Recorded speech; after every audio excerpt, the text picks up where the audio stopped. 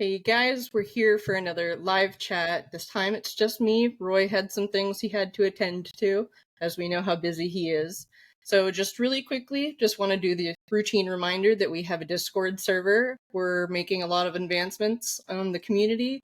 Feel free to join at any time.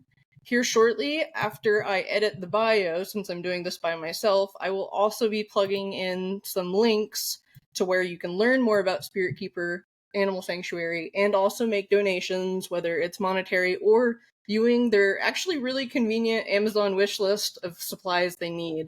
I think that's actually something I never would have thought of. So, but to get us started, Lori, do you want to tell us like who you are, what you're doing? Yeah, sure. I'll start out by who I am. I'm Lori Torrini, and I'm an animal trainer and behaviorist. I'm also a professor of animal health and behavior at Unity Environmental University. So in addition to teaching there, I have my own business, which is called Behavior Education, LLC, where I do behavior consultations and I do behavior studies on snakes and other animals, and I do animal training. So I serve in a volunteer role as the director of behavioral husbandry at Spiritkeeper Animal Sanctuary, and I live at the ranch and I help with the care of the animals. I take care of all of their behavioral and training needs, as well as their health needs. And then I run my own behavior lab out of the ranch as well. So I'm surrounded by a mixture of my own snakes and then rescued snakes and sanctuary animals of other species as well. Okay, wow. Yeah, I saw like when I did like stumble upon like the I guess the website for Spiritkeeper, I was actually kind of really surprised to see like the level of care you're putting. I've seen all the pictures you're putting out with like the horses and everything like that. So you're just like really well versed in a lot of species care that are highly demanding and just really, I don't know, it's incredible. I'm really impressed, honestly. Thank you. All right. Paul, how about you? Well, Laurie's a tough act to follow. I know we set the bar high. Right, exactly. I'm just a guy. I'm just a private keeper, very limited breeder of snakes. I live in Seattle, and I've been a pretty active participant in Laurie's Patreon community for a few years, and I found that to be super valuable, fantastic place to hang out. And my role in this rescue has actually been pretty limited. I was involved in the initial planning and scope. I think your mic went out. Oh, is there a problem? There you go. There you go. You're good. Okay. Sorry about that. Let me know if that happens again. I'll turn off my, I'll switch from AirPods. Sure. But so yeah, I was just involved with the actual rescue and retrieving of the snakes, and I do a little bit of, a very little bit with trying to help with some of the fundraising for the ongoing effort. But mostly my involvement in this was at the front end. Well, no, you're a public relations person. Yeah, I wouldn't say that's limited at all. That's far from limited. That's very involved. From my understanding, everyone came together for this, and it was something very well that is still gone. It's such a collaboration between people that are separated by so much distance. It's not limited at all. What you guys have achieved and are still working towards, I think, is incredible. Yeah, you went out again. Yeah, and like Shira in the chat says, you're a hero, Paul. Aw. Hi, Shira. I would agree to that. You're all very much heroes. You've accomplished. If any one person tried to take all this on, I think they would not be able to. They would be at their wits' end. They'd be, I don't know. It's hard to fathom. But Paul is not saying enough about himself, so I will. And then if Tracy doesn't say enough about herself, I will add. Paul not only jumped on board immediately to volunteer for the transport team to transport the animals from the location, from the incident location to Spiritkeeper Animal Sanctuary, but he has also been heavily involved with PR. So he has been the one reaching out to people to communicate what's going on, because I don't have time to do that. So I know he's been talking to people by phone, by email, by messenger, and he has been reaching out to the reptile community and probably far wider in order to try to get people to publicize this story and support these snakes, because they're in massive need of long-term care. Some of them are. And Paul has been putting in a lot of work reaching out to people like you, Savannah, and other organizations and individuals to make sure that people know what's going on. So he's underselling himself. He was also involved in a research study with me last year that he didn't even mention, and his name's going to be on a paper once it gets published. So he is very valuable, not only to Spiritkeeper Animal Sanctuary, but to me as a researcher. Yeah, it sounds like it. Come on, Paul. Yeah, Paul. Man. Okay. All right, Tracy, how about you? Like, do you want to talk about what it is you do and then how your involvement is? Sure. So I also am just a lady who keeps snakes, but that all started because my kid wanted a snake, and I was not even remotely involved in the reptile world at all. And I acquiesced and let her get a snake, and then I fell in love with them. And I wanted to learn more, so I was like, where can I find people that take care of animals so I can ask questions? And so I went to Facebook, and one thing led to another, and then I started helping other people on a different Facebook group and began adminning for them. And then I decided that there was just this dearth of supportive and encouraging environment for new keepers specifically. So I started my own group, New Ball Python Keepers, in 2019. And it's got 53,000 people now, something like that. Wow. I came in contact with Lori because one of my other admin, Kate Mistral, was singing her praises for all of the behavior education information that she put out on YouTube. So we started watching all of the content. And I was like, this lady knows what the heck she's doing. So I'm going to reach out and talk to her. And so we've collaborated to pull together educational content for my group on animal snake behavior and training and enrichment, and trying to bring this world kind of into the awareness of new keepers, get them started early and understanding how to build a relationship with their animal and give them enrichment opportunities and training and communication with them. So I also joined her behavior education Patreon, which is where I met Paul. And so that community is sort of the hub for where we have developed our own friendships with each other, as well as, became aware of this situation and what was going on. Okay. So, and you're an author. And I'm an author. My content for education within my group, I turned into a book. And so Kate and I have written pretty much all of our educational guides in our Facebook group.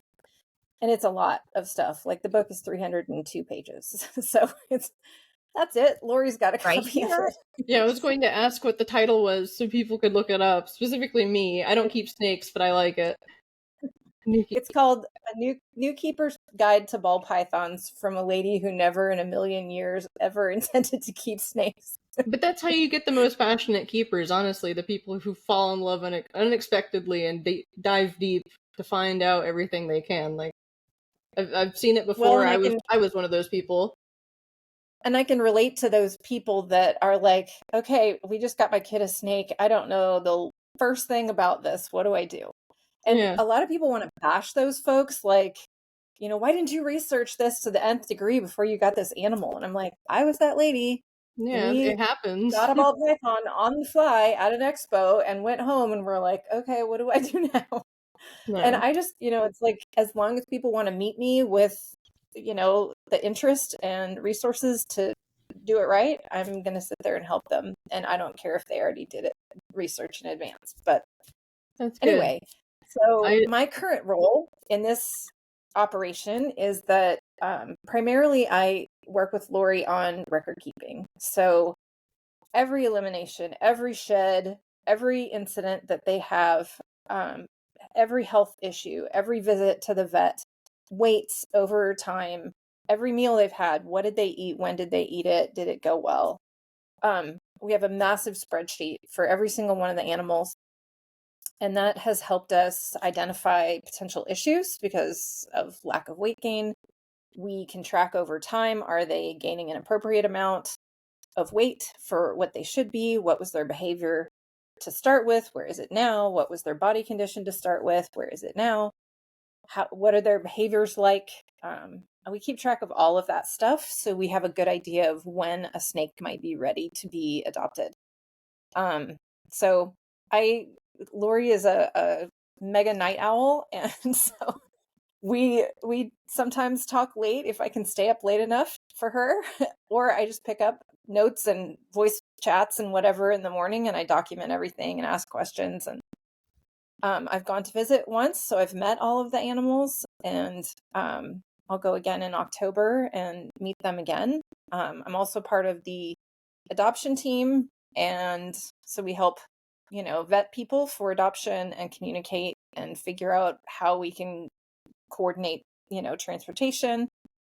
And I'm also the person that puts together all of the creative materials for our sponsorship packages. That's incredible. You all three of you have the best features of people to support something like this and hold it together and be successful with it. So I'm really happy for the animals that wound up with you guys and out of their previous situations. It's and like, just to be clear, like, I know, Tracy, you're in Texas, you said, and Paul, are you in Washington? Your mic still. He is in Washington. He's in Seattle. Yeah. And you, Lori, where are you located? I'm in Colorado. We are located south of Denver and east of Colorado Springs. So you guys all cross state borders to come together to make this. Yes. Did you have a lot more help, like people come in, or was it just you guys? No, there is no way that this is a much more massive operation than what we would normally do here at Spiritkeeper Animal Sanctuary. We've been involved in two other huge operations, one with 150 collies in 2014 and one with 27 horses in 2009. But of those animals, we didn't bring them all here. We only brought 3 of the dogs here because they were farmed out across the country to various rescues. And we brought 3 or 4 of the horses here because they were also scattered among different rescue organizations. So for us to take in 67 animals at once was a massive undertaking. And there is absolutely no way that we have the volunteer staff here to manage that without everyone that's been helping out. So Kate, Tracy, Tay, Paul, and then there are the team leaders, but then each of them have a group of people that are helping them in support roles do their missions, whether it be adoptions, record keeping, sponsorships, fundraising, PR, the initial transport. There's just no way. This was a massive undertaking. And in the couple of days prior to the snakes arriving, I called every volunteer and intern that has ever worked here and said, can you come help us put together grow tents and put together enclosures and prepare for these snakes arriving? And that was only a handful. It was probably 4 or 5 people. So we aren't a massively staffed operation, and there's just absolutely no way that this could have been done without all this help and continued help, because I am taking care of all of these animals every day. Not just the snakes, but there are over 30 horses here. There are over 10 dogs here. We have cats here. We have a gecko here. So there's just no way that I could do that and do fundraising and do PR and do record keeping and adoptions and vet people and do transports. We have a transport team that's delivering snakes to adoptive homes. So there's just no way that I could have done this alone, or our sanctuary could have undertook this just as an individual organization without all of this help that got pulled in. That's incredible. Like, I feel like I'm falling short of words, but it does actually make me happy that so many people came together and are supporting to make this happen. Like, I think I would be kind of blown away at the idea that just you guys were like, just you. Like, if it was just the team that small, like, I would, like, I don't know, it kind of like gives you a sense of like guilt, like how can I help? And I guess related to that, if someone were like local to you or something and they wanted to volunteer to help you out, like how could they go through that process of like applying for a role like that? So I take on interns from Pikes Peak State College, from any educational institution who is enrolled in an animal care program of some sort, whether that's zookeeping or pre-vet or veterinary. I just had a veterinary intern leave after 2 months here to go to vet school, and I missed her already. She was fantastic. Oh. Or we take on people who are part of an existing organization, like a 4-H group, works at a vet, works at a kennel, needs community service hours. So I am only able to take on people who are already trained and are being overseen by another organization, because I don't have, there's absolutely no way that I have time to take a raw volunteer who doesn't know what they're doing and train them and get them credentialed. And so all of our volunteers have to go through some training. They go through the Fear Free Shelters program and earn their Fear Free Shelter certificate. I have them do an animal welfare course online.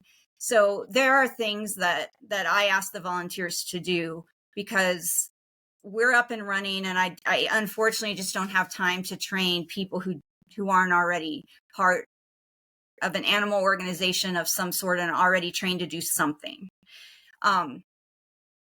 There are days where my barn manager will host like volunteer days, and you don't need any training, and you can come pull weeds and clean stalls, clean paddocks, clean water tanks, do that kind of stuff. And we always do need that. So if we get enough people that are interested in doing that for a day, we welcome that. Okay, that's good. That's so then, yeah. So I do want to talk a little bit too about the donations before we get like directly into the case with the 67 snakes, just to hear your thoughts on it, and you can express how people have helped. So there is, I do, in the link tree that is in the bio for this video, there's the PayPal where people can make the donations, and then there's also the Amazon shopping list. I mentioned on that, like, anyone can do that, but I wanted to hear, like, in your words too, like if you had to pick items from the Amazon shopping list for some like, for example, what would be the things you need the most right now, like at this time? I'll let Tracy answer that, because she's keeping track. This is part of her record keeping, is she keeps track of where the snakes are located at the rescue and what they have in their habitat already and what they need. Okay, that's perfect. Then Tracy? Okay, so for snakes, staying at Spiritkeeper is actually super advantageous, because Lori is someone who likes a warm environment. So their base environment is like 80 degrees. So in the summer, when it heats up, it's warm enough within the sanctuary for them to have had, a whole day of mid 80s, which is great for ball pythons. And then it's around 80 at night. But come winter, that's not going to be the case. The sun is not going to warm up the sanctuary into the mid 80s. And so every one of those snakes that is there past the summer season is going to need to have a lamp with a low powered halogen bulb inside with the heat guard around it. So in order to do that, Lori's going to kind of show you one. Yeah, there's one right inside here. There. But we found a really affordable and really solid one on Amazon. I've used it for my snakes for a couple of years. And so those are being installed on a piece of PVC, and that's being attached to support bars, because they're all in these grow tents, which are excellent for maintaining heat and humidity. But retrofitting them to be able to handle a heat lamp is a little bit of a trick. So on the Amazon wish list, those sockets, the ceramic socket with the heat bulb or heat guard around it, is on the list. And then there's support bars that are provided by, I think, Vivo Sun, which is another manufacturer of grow tent. Those support bars are what allow us to strap a piece of PVC to the ceiling in order to have that socket attached to it. Okay. So that keeps the snake out of it, so they can't touch the bulb. And she uses like 25 or 40 watt bulbs, which provide a really nice hotspot without being, an overheating situation. She's got various monitors in different places. And as you can imagine, the higher up the enclosure is, the warmer it is. The ones that are down low are the ones that we're focusing on first to make sure they all have heat lamps, as their heat will rise and help some of the others. So we're keeping track of that. Hammocks, the lizard lounger, kind of jute hammocks are a great addition. The snakes seem to love those. Those are easy to hang inside the tent and they just climb on up there. We also have humid hides with sphagnum moss. So we have a couple of different types of sphagnum moss that are approved on the list. And then you can buy sort of these little shoe boxes that Lori uses a hole saw and drills a little hole in the top to make a humid hide to give them an extra moist place to be. And we do sky hides also. We strap one of those little Reptile Basics type black hide boxes up on the ceiling, and amazingly those guys love to climb up there and hang out up high. We have one snake in particular, it's like where she lives, just to Lori's left. Her name is Ventress, and she's in constant attack position at all times. So that's like her vantage point from up on high. So those are the primary things. We have a couple of other things up there, additional fake flowers to provide some extra, hiding places and stuff within the enclosure. We've got some, supplies like puddle pads and nitrile gloves, things like that are just supplies that are needed ongoing to take care of this many animals. They're mostly still on puddle pads so that we can monitor output, urine, urates, feces, etc. And once they get to the point where they're super good and everything's functioning appropriately, then they can have some substrate. But okay. Holy roller balls, but the jumbo ones. What are they? Yeah, those holy rollers.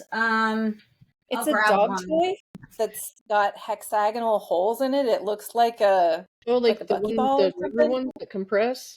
Yeah. That. Okay. They love to climb in and around and through those. You can hang them from the ceiling, or you can just put them on the floor. They'll climb in them or around them or through them. They love those. Okay. All right. So basically what I'm understanding is as it gets colder, the shopping list might expand to something like, I don't know, thermostats or ceramic heat emitters or something like that. Possibly. Probably not those. We're focusing on halogen during the day, and she keeps a constant 80 at night. And because they are low powered, we already know that they cannot, that they don't overheat the enclosure. Okay. We've monitored that really closely. So thermostat, not necessarily for the low wattage that she's using. It's mostly the sockets and the support bars are the primary things we're looking at right now. Okay. Yeah. Okay. And somebody is here 24/7, and somebody is here and awake 24/7 doing animal checks. So at no time are these snakes unattended for long. I mean, obviously no one is with every snake every second, but I do hourly walkthroughs. Whoever's here does walkthroughs. So the sanctuary always has some human present and an awake human. At night, that's me. And then even in the winter, because I don't like it cold and I work nights, I keep the rooms at 76 to 78 degrees. Like, I do not like to get cold. So at no time do if these rooms get down to 74, I am too cold. And I go turn up the furnace, or I turn the air conditioner off during the summer. So okay. We're not in a situation like some places are where they have to install multiple heating elements and thermostats in every enclosure just because of the way that I keep. But obviously that would be different someplace else. Okay. I think that all makes sense. Yeah, I'm a high-tech person. I've got everything like digital and thermostats and Wi-Fi monitors and whatnot. So, and sometimes you're not there, though. Sometimes no one's there. I travel a lot, so I have to do that in order to make sure I can keep track of something's happening. And we Definitely. have fire extinguishers. We are PACFA licensed, which is the Pet Animal Care Act here in Colorado. So we have fire extinguishers, and we have also those fire suppression systems that explode and have flame retardant in them if things catch on fire. So Like that. Yes, that exact thing. I have them on every stack. So Yes. Okay. We would be happy to have those donated as well. Those are a little bit more expensive item. So more of those are always welcome, because like Tracy says, she has one on every stack. We have one in every room, but not on every stack. So that would be nice. Yeah, I've never even seen those before. I see one even behind you and to your left. Yep, there's one on my dresser right there, and I've got one right there on that stack. Yep. Mm-hmm.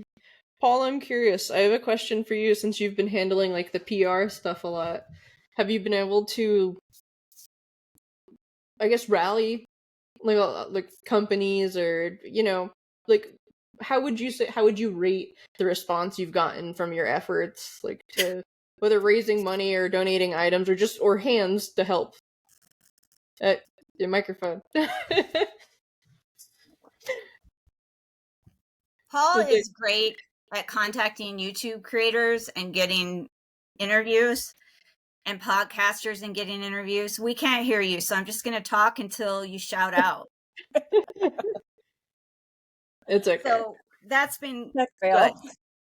Paul has contacted podcasters and other reptile YouTubers, and he's gotten no's, but he's also gotten yeses. And so he and Joy, who were our initial team that went to the location in Nebraska, to the crime scene, to the hoarding situation, which was horrible. And, we all have a lot of respect for them because of those conditions. And I retired from law enforcement, and I've been inside my share on calls for service of hoarding situations. And it is not anything that anyone would ever desire to have to do. And they did that, and they removed all of these animals, including a bird as well. And I didn't mention that. We had the bird here for a couple of days and transferred custody of the bird to the Gabriel Foundation, which is one of the premier parrot rescues in the United States. So they met me in Denver, and they took custody of the bird. But I mean, Paul and Joy went into this situation, and I know he's going to talk more about that experience later, but I had the utmost respect for them because they were really the boots on the ground initially that did all of this. And then since then, he's been contacting podcasters, YouTubers, other organizations to see if we can get interviews, if we can get publicity, because if we don't have that, people don't know to look at our adoptable animals. People don't know to look at our sponsorships. People don't know that we need donations. Mm-hmm. So Paul, can we hear you now? Can you hear me now? Yes. Okay, cool. So Savannah, just a tech thing. I don't know if you'll have an answer. It says close other Riverside browser tabs. If you have another tab open for Riverside, okay, close that out. Just making sure. Yeah, it'll be fine. Okay, sorry about that. I don't know. No. So I guess I would say for the most part, it's been really good, but it's also actually, so I'm thinking about how to answer this and be diplomatic. I would say that responses from keepers has been great, and responses from industry people like enclosure manufacturers and people who supply or do substrate or various hard good folks, all been great.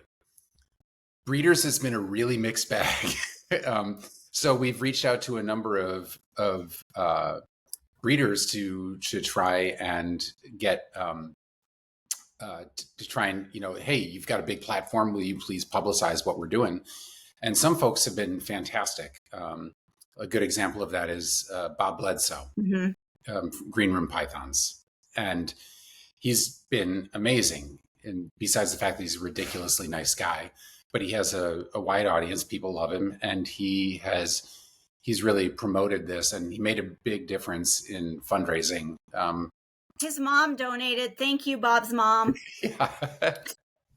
That's so cool.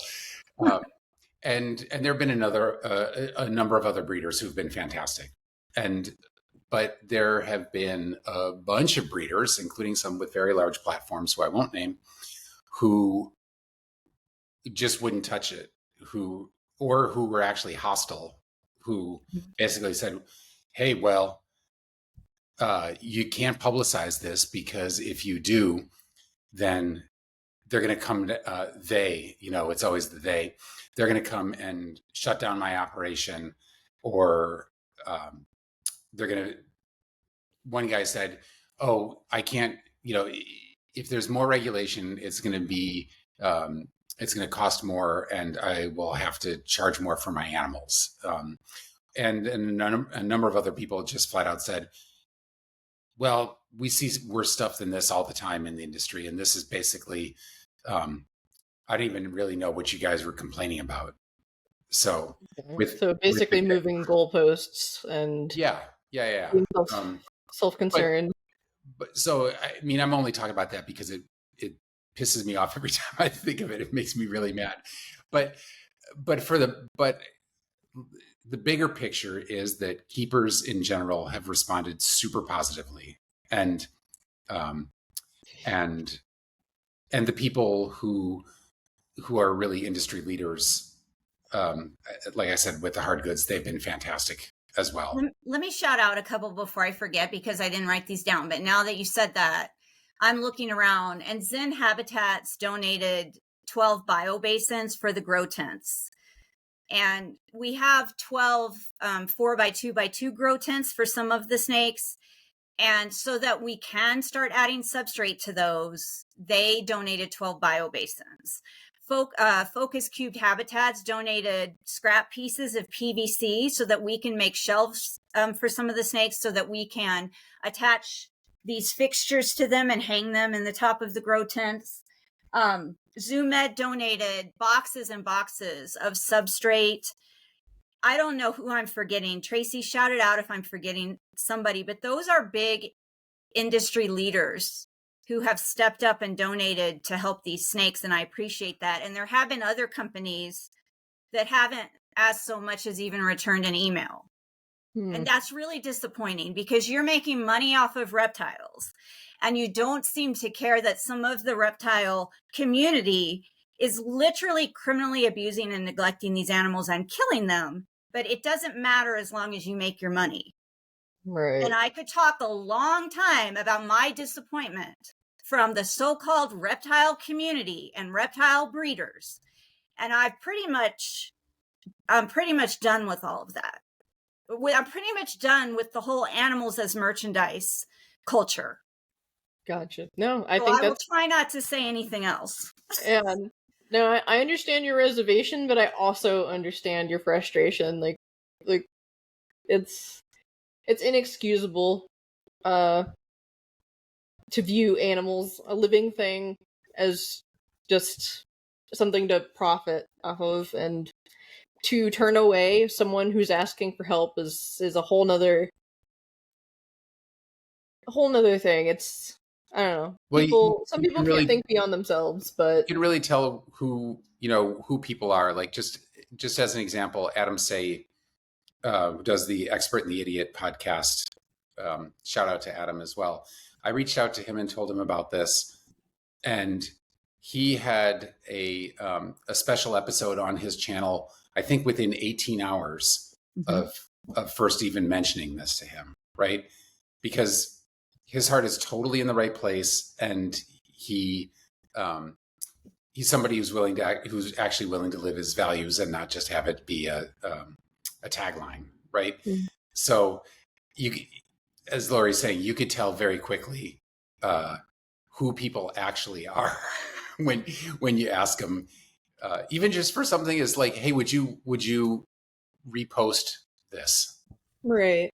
No. Adam, I'm very fond of Adam. Adam's awesome.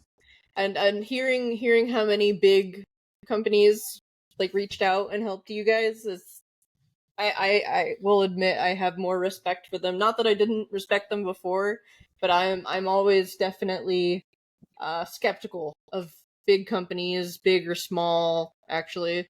But like ZooMed, Zen Habitats, Focus Cube, I'm familiar with all of those, and I think that's terrific that they helped.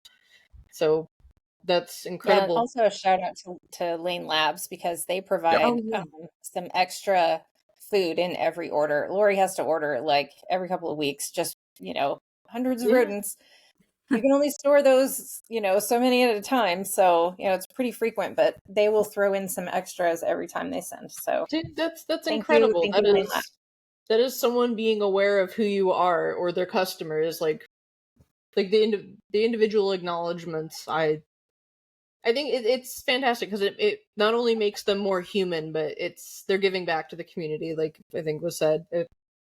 That's Yep. that's excellent, and I mean, all of you are good examples of that. Just because I know I praised you earlier about how you all came together to make this happen, I want to say it again. Like it is. Don't scale yourselves down. Like you're all very terrific and impressive people for doing this. So I guess we can start going into the actual event that took place in April. I'm curious how you became aware and actually became involved. Well, somebody that is a client of mine was aware that this individual was struggling and was under the impression this individual was struggling with their health and with finances and too many animals to care for. And it was more than snakes. So there were more species of animals involved. We just got involved with the snakes and facilitated the transfer of the one bird. And my client and some of her cohorts had offered this person help numerous times, and the person wasn't accepting the help. And several of this person's animals died, and it became public that these animals died of various issues related to poor husbandry, issues related to chronic health conditions. And so it really got to the point where somebody when I say this group, I don't mean my group. Somebody in this group of people that were trying to help this individual reported the situation to authorities after repeated attempts to intervene without doing that, after repeated attempts to help without doing that. And at that time, the police got involved, the local humane society got involved, and it turned out that this person is actually an animal hoarder. And animal hoarding is a psychological diagnosis. It's a psychological condition. I dealt with that as a law enforcement officer, and it's one of those things with a high rate of recidivism. It's one of those things with a lot of denial from the individual experiencing it. And the bottom line is that the police were there, the Humane Society was there, and the person agreed to relinquish the animals. And I had been talking with this individual long distance for like maybe the 24 to 48 hours prior to this all actually taking place, where everyone showed up at the house. And I was told that they were willing to give over 12 of the animals. So I made a list and got information about them and said, oh yeah, we can do that. And then the next day, it sounded like it was going to be 30 animals. And then when Paul and Joy actually got there and went into the home with the police, and I don't know if the Humane Society was there at that time or not, but went into the home with authorities, it was clear. And Paul can talk more about what happened on scene, but this was what was reported to me. All of the animals had to go, and there were going to be over 60 snakes. And so this is like the day before, or maybe the day of, I guess it was 12 hours before they were going to get here with them. And so I was frantic at that point because we can't turn them away now, we're involved. And I was just putting grow tents together. Tracy was overnighting grow tents, via Amazon. I was taking every spare empty enclosure I had in storage out and randomly putting them places to house these animals.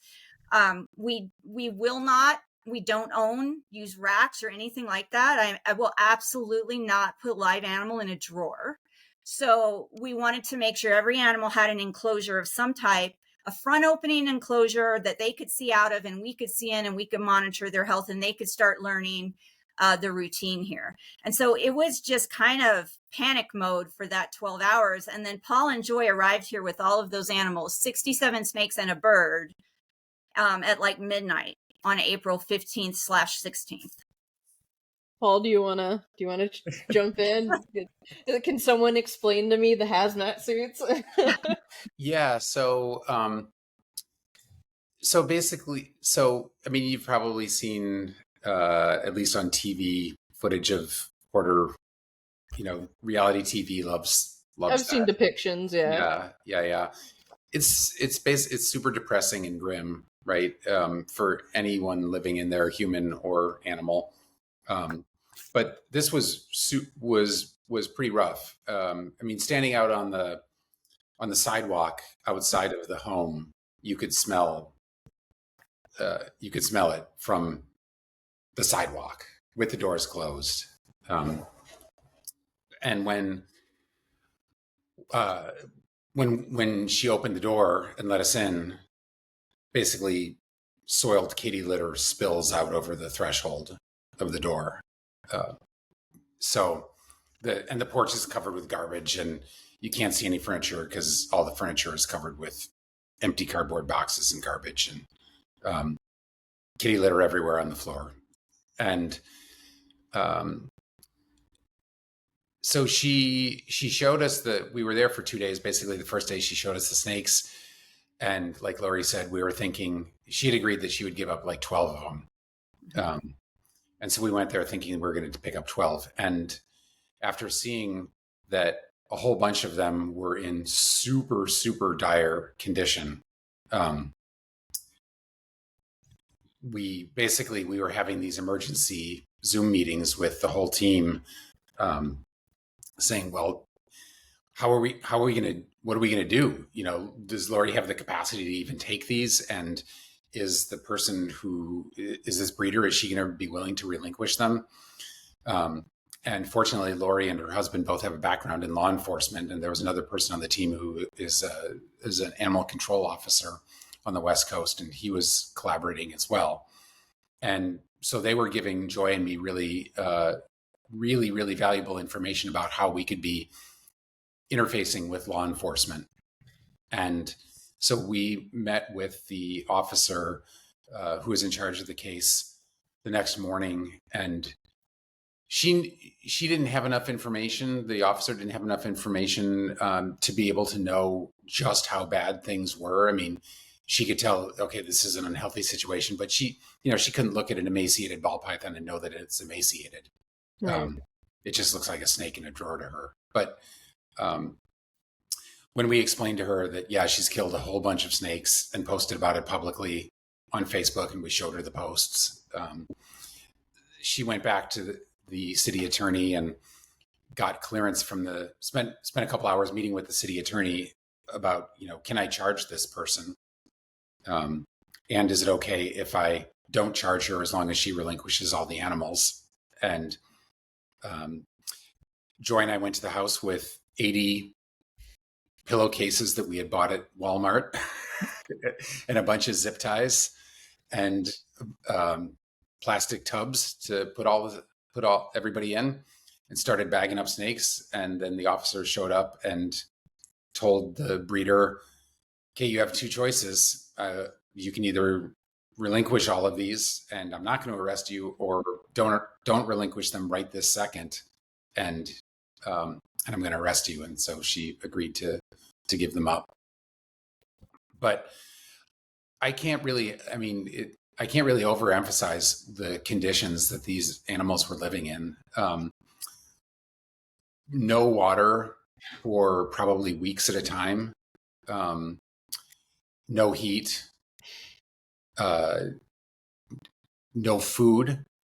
So there were, of the animals that were still alive when we were there, you two will have, what were the numbers on some of the most emaciated little ones? You mean their body condition, or Yeah. how many were that body? No. Like, what did they weigh and how old were they and what should they have weighed? Well, so we had numerous animals most of the animals were in poor body condition, which would be anything below 4. So on a body condition scale, and we work closely with our exotic veterinarian, it's Dr. Liza Pfaff at Critter Care Animal Hospital in Centennial, Colorado. She's fantastic. She also is the vet for the Gabriel Foundation for several ferret rescues and bird rescues in Colorado. So she uses a body condition score of 9, 1 to 9. 1 is severely emaciated near death. 9 would be morbidly obese near death. And so 4 to 6 is normal. 4 is lean normal. 5 is perfect. 6 is normal, but a little pudgy. So all of these snakes, most of these snakes, there were a handful, and Tracy maybe has the spreadsheet up. I don't know if she does. Of course I do. Of course. There were a handful that were in that normal body condition range. And interestingly, many of those had different issues. They weren't starving, but they had other health issues. And we can talk about that later. But the ones that were body condition score of 3 was a lot, most of them. And then there were several that were 1s and 2s, which there were some so near death, I honestly didn't know if we would be able to save them. So for example, we have a 6-year-old snake, Felix, and he's less than 200 grams, and he's 6 years old, a 6-year-old male royal python, and he's less than 200 grams. His body condition score on intake, I don't know if it was a 1 or a 2. It was a 2. A 2. And what should he weigh as a 6-year-old male? Well, I mean, I have 6-year-old males that are 800 to 1,200 grams. That would be normal, but he was also used to sire like clutches, which is ridiculous. 200-gram male. I mean, so he weighed 20% of what he should have weighed.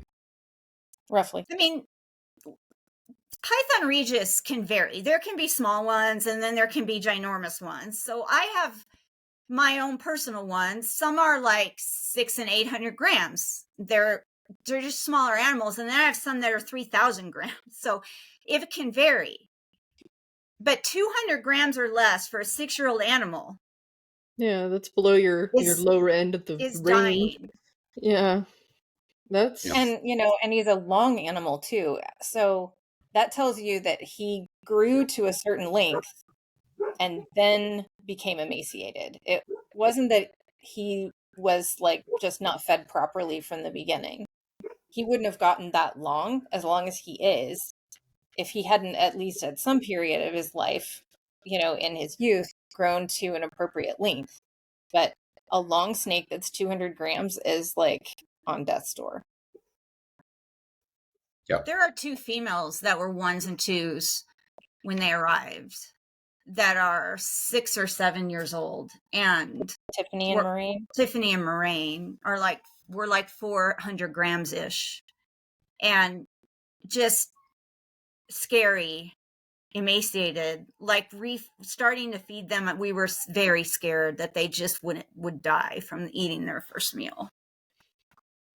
Would you say that if someone was maybe like new to the reptile hobby, or maybe they don't keep a lot of snakes, if they saw one of those 3s or 4s, do you think they would have known that snake was unhealthy? Or no, not at a 3 or 4. I don't think a 3 is going to look skinny, but you might be saying, maybe that's how it's supposed to look. A 4 is going to look lean. She was taking these snakes to shows to try and sell them. And occasionally... Well, that male should not have been breeding, because there's no way I'm assuming the lack of nutrition was able to even support a healthy system. And that can be transferred, I know, at least to a degree, to offspring. I don't think Paul and Joy were certain that all of them would still be alive when they got here. Yeah. Oh yeah, no, we definitely weren't. And I mean, when we were talking about it on the drive, like, okay, how many snakes do you think will still be alive in a month or 2 months or because they were in such rough shape, it just didn't seem plausible that they would all. Before I ask that question, Lori, or anyone, Tracy even, if you can elaborate on the other types of health issues that those animals that were suffering from? Like, what were you guys looking at? Like, what's standard for like a large scale rescue or even a rescue in general? And then what really emphasizes how bad this was? Well, in addition to the severe starvation, and I do want to emphasize that for a Python regis, for any snake, but especially a Python regis, who is evolutionarily adapted to withstand long periods of starvation, to become so emaciated and starved to the point where they have used up all their fat stores and are catabolizing muscle, we're talking over a year, maybe even 2 years of long-term starvation. It's not easy to starve an adult royal python. Babies can reach that point a little bit sooner. So we were dealing with that.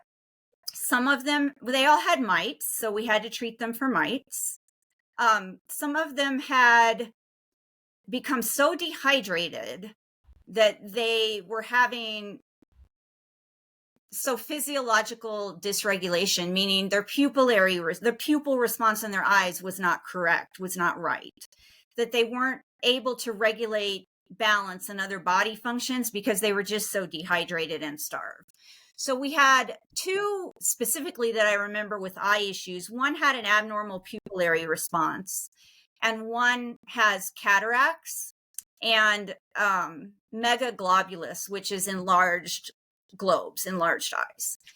And then several had stuck shed. That probably goes without saying with severe malnutrition and dehydration.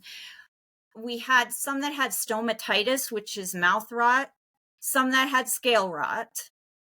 And then subsequent fecal tests indicated that some had parasites, internal parasites. So it is normal for snakes and other animals to have some low-level population of bacteria, of protozoa, of parasites in their body. That's just normal. But when they reach an overgrowth, a heavy infestation due to other factors, the animal's immunocompromised, they have other health issues going on, where the parasite or the bacteria or the protozoa, whatever it is, just takes over now.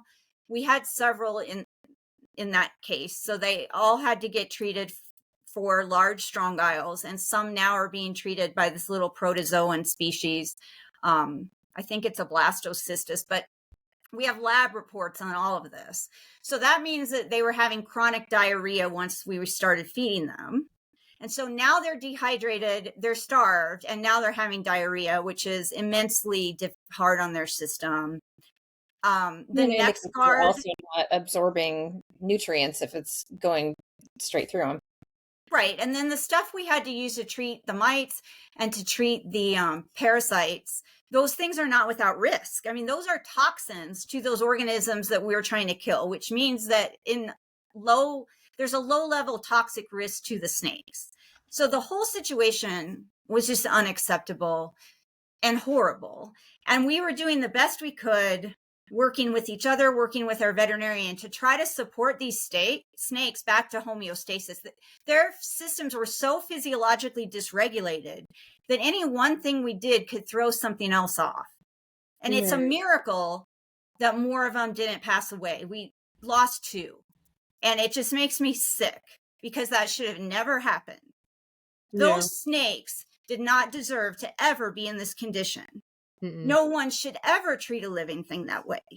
Like, through no fault of their own, these snakes were in these horrendous conditions and subjected to all of this neglect and abuse. And it's just not acceptable. It is not acceptable, and I won't tolerate it. And I just want to make sure that everybody, if you see something, say something. I don't care if it's a snake, if it's a kid, if it's a dog, a cat, a horse, there's no excuse for this. And so for breeders and people in the so-called reptile community to turn a blind eye and turn their back on this and not even so much as share what's going on is just unacceptable. And those people are as culpable as this person who abused these animals in the first place. Yeah, I'm done with many people that call themselves reptile lovers and reptile community members because it's crap. They do not care about the animals. They care about themselves, and they care about money. There are also breeding issues with Yeah, I forgot about all the neurologic issues. You can talk about that, Paul. Or like morphs, or What's something. that? Is it similar to like what you see with like morphs? Is it morph related, or is it like the condition of the animal related, or both? Tracy, you know more. Well, there's a couple of different levels of it. Ball pythons are especially susceptible to this because of the fact that their phenotypes are so crazy different with the morphs, that you can get a gazillion different variations thereof. On what I would consider in this realm, the more milder area is probably, the spider complex. You've probably heard of that, and that causes neurological deficit, which can be extremely severe to the point of death, or can be basically imperceptible, and that can change over the lifetime of the snake, and can also be exacerbated by stress. So there were probably 10 snakes that were some part of the spider complex, one of which has an extremely severe presentation of it. So she's a long-term, potentially permanent resident at Spiritkeeper. But then there was also a situation of breeding two genes together that have a high likelihood of producing like major other defects, like Is it like structural super to defects super? within the body. That's like cinnamon times cinnamon. So a super cinnamon, it turns into what looks like a black snake. So desirable from a phenotype perspective, but the likelihood of deformity in the animal is always present. And there were issues. There's one in particular that had a severe cleft palate. We believe an inability to detect food. Could never take food on his own. Had to be assist or force fed every time. And basically, because it is so extremely difficult to go through that process, very stressful for the snake, for Lori, for example, who really struggled just in terms of like her ethics, being able to see if we can get this snake to turn a corner and be able to take food on his own. But even getting him to be able to gain weight was extremely challenging. I mean, this animal is like over 2 years old and arrived at like 74 grams and bloated and full of diarrhea and some sort of parasite that wasn't identified on the initial scan of it. So we don't know what it was. We think that, the parasite treatment that we administered to all of them took care of that, but then he dropped weight, and it was just a terrible situation. That animal should never have been bred in search of a particular phenotype and forced to go through what he went through and kept alive. That should never have happened. That's where so I want to say too that I'm a person who has very strong ethics, especially when it comes to breeding, and I'm constantly dumbfounded on why the reptile community believes that snakes or reptiles, lizards, whatever, are immune to basic genetics. I didn't know this person was breeding these snakes. I thought they were just buying them and collecting them. So until like you guys said that they were using that 200-gram male to sire clutches like that really sheds a new take on it, and then to know that this person was trying to vend with these animals. Yeah. And the thing of producing the horribly the babies with horrible deformities was a repeated multiple thing. She did it a whole bunch of times. She did it publicly too, which makes it worse, and that's another thing that drives me crazy with this hobby is the amount of ethical complacency, and it needs to stop. Oh yeah, no, there were tons of people knew they could see it. She was no involved one said with, anything. She was involved with a bunch of other online communities that are basically morph chasing ball python breeders, and got nothing but go for it. basically the attitude of, you can't make an omelet without breaking some eggs. No, absolutely not. Lori, who do you have with you? This is the 6-year-old male that's 200 grams. What does he weigh now? Tracy, do you know what his last weight was? Yep, let me look it up. Hang on. Mine is still somewhat prominent. 247. 247 now. He was 172 upon arrival. Ooh. Poor guy. I'm glad he's doing well. I'm honestly kind of amazed that you only lost a small number of the snakes. I'm glad, but I'm surprised, honestly. It's a so far, because there are still a handful of them that we're really worried about, that we're not sure. Like refeeding syndrome, Lori can kind of talk about the specifics of that. I think we're probably past the major risk of refeeding, but with any animal where their entire digestive system has been shut down for the amount of time that these have been shut down, that has potential for organ damage. It has potential for metabolic issues with absorption of nutrients, or even processing food completely through different aspects of the digestive system. We have some that haven't eliminated on their own in 4 months.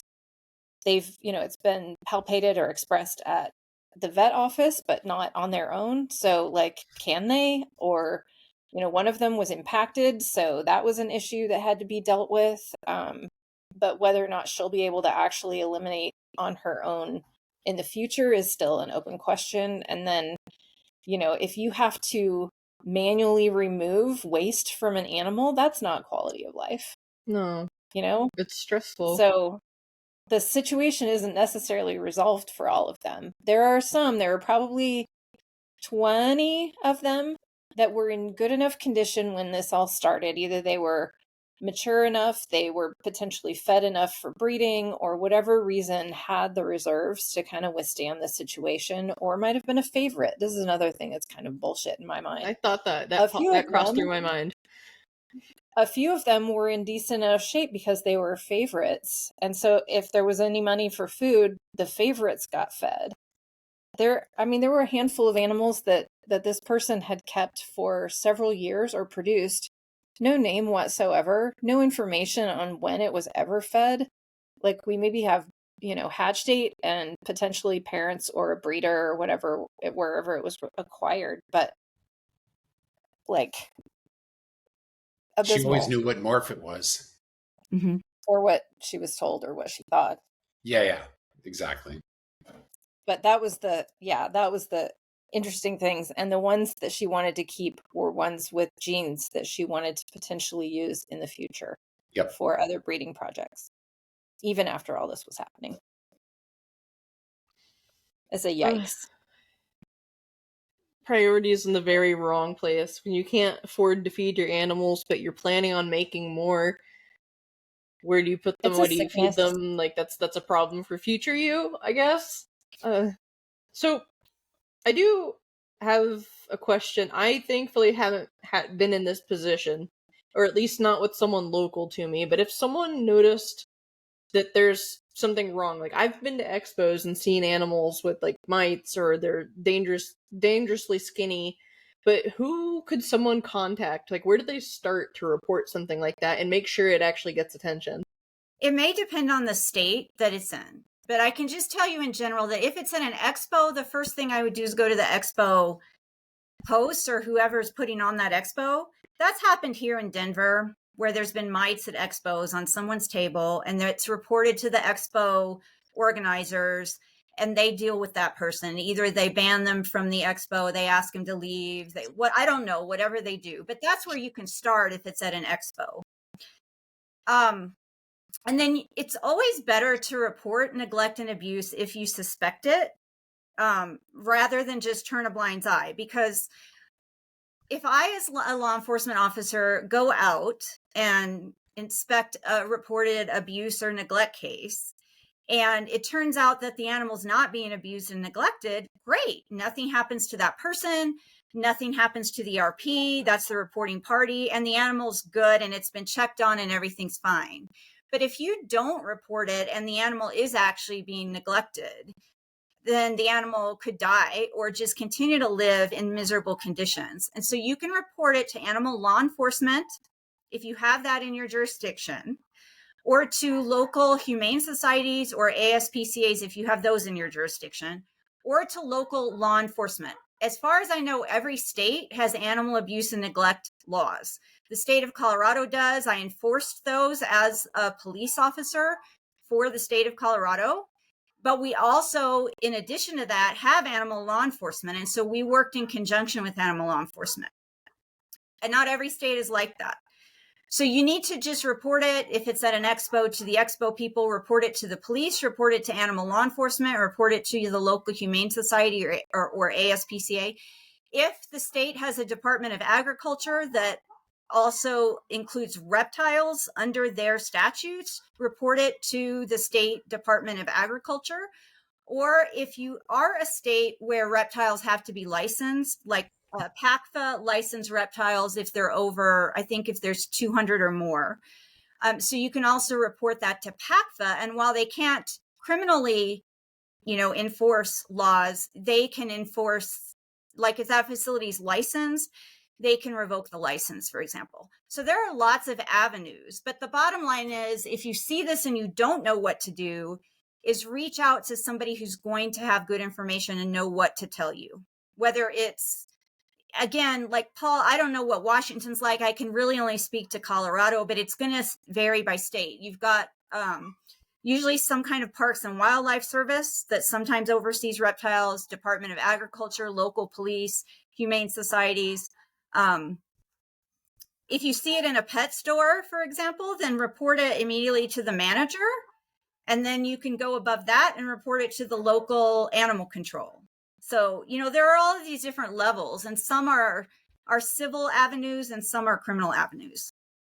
I would say one of the lessons that I took away from this is that persistence is probably going to be called for if you are, if you're trying to report something like this, because she had been reported once before, and the police officer who went and checked it out didn't really know what they were looking at. Didn't really, basically he bought her line of, yeah, well, this is how snakes are kept. I'm a breeder and this is how we do it. And so the first officer basically didn't take any action. Then a couple of years went by, or I'm not sure exactly how long, but some time went by, and she was reported again. And it was just fortunate that the officer who responded, her nephew had a ball python. And so she was very, what she told me was like, okay, well, I don't know what's right, but I know that this isn't it. So if we hadn't been there to really interface with her, I'm not sure what would have happened. She had started talking with some local rescues to see if they would be willing to help. And, she was really taking it seriously. But in this case, it was really just the luck of the draw. She heard the town that they were in. They did have like an animal control officer, but that person wasn't really relevant to what we were doing. And when I asked the police officer, should we have reached out to that person? She was like, no, he's more about like hunting and loose dogs and stuff like that. Like if somebody called him about snakes, he wouldn't have any idea what to do. So I think just be prepared that you're probably going to have to try for a while, and you never know where you're going to get traction. Like in Colorado Springs, I'm sure, Lori, right? If somebody called, they were lucky, then they got you. Mm-hmm. Okay, you're going to actually do something. But I'm sure there were plenty of other officers who wouldn't have done anything, right? Yeah, and so I never once gave a verbal warning for animal cruelty and neglect. Like if there was probable cause, you were getting arrested and charged. There was absolutely no pass on child abuse, domestic violence, animal abuse, and neglect. I came upon it many times during domestic violence investigations where the pets were also involved in the incident. And in addition to whatever the domestic violence charge was, those perpetrators also got charged with animal abuse and neglect. And then I investigated several cases that were just straight up animal cruelty. And then we have an amazing animal law enforcement organization here that they are post-certified to do both misdemeanor and felony animal abuse and cruelty investigations and charge those people. So I think we have several levels here in Colorado, which is good, but Paul is not wrong. If the right person doesn't show up from a local police department, they may not know what they're looking at and they may not know to charge. Yeah. And that's where hopefully that person reaches out to another officer that does know what they're doing, or they reach out to animal law enforcement. When I was on the department, there were extra trainings you could go to learn how to do, animal investigations. And the state of Colorado used to offer some too. I went to one to get certified to do investigations on equines. So, our state maybe is a little bit more proactive than some. I don't know what other states are like. But if you're not getting results and you're absolutely sure this is a dire situation, call again, call somebody else, keep trying. Because it's not fair to the animals to be ignored.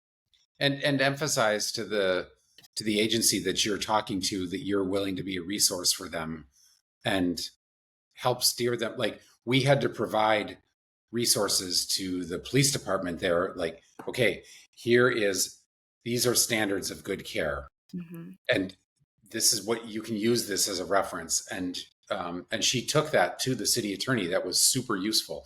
Mm-hmm. And again, if we hadn't been there to do that, it would have been a lot harder to get traction there.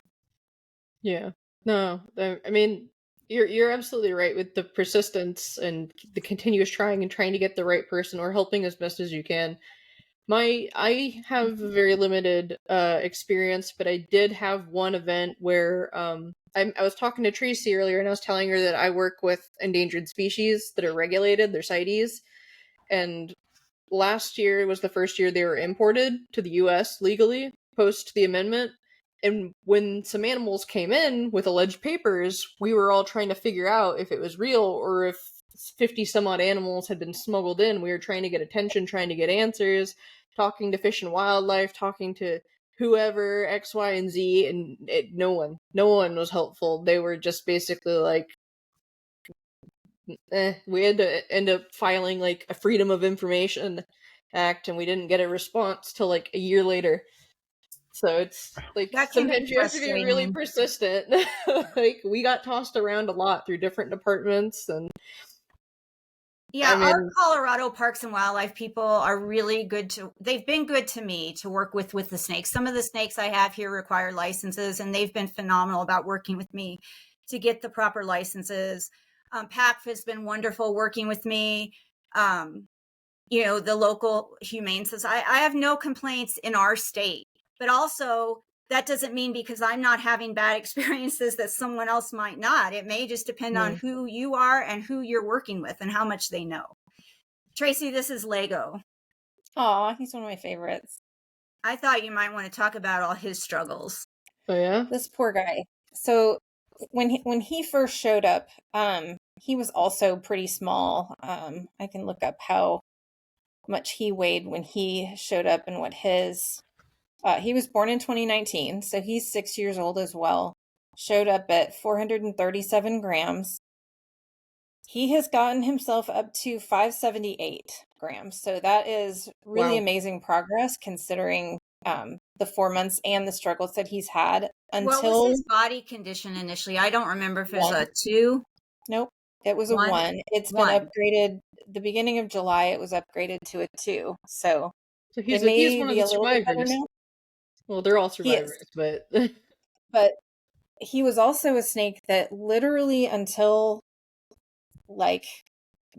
maybe 2 weeks ago, every single time he eliminated, it was diarrhea.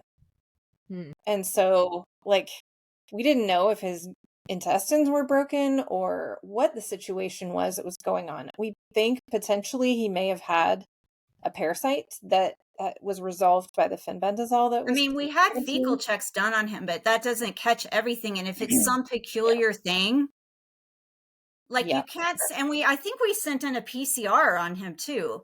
And you have PCR to tell them what you want to check for. And if you don't pick the right thing to check for, it doesn't just randomly like check for the million things it could be. Right. Yeah, I've seen those forms. It's kind of like you just have to check everything or something. Oh, well, I'm and of glad. Course, for 67 animals, you can't necessarily run a fecal on every single animal. First off, we still have some that before we, the last time they eliminated was before we even had suspicion of parasites. So we haven't gotten a new fecal anyway. So, it's not like you can just like reach in there and grab it. So you're dependent upon them eliminating where you catch it, where it's fresh, and there's enough of it that you can take it in for testing and you can get it there quickly. Lori's vet is not 5 minutes away. It is 2 hours away. So that requires that either someone run it up there for her or somebody watches the facility for her while she runs it up there.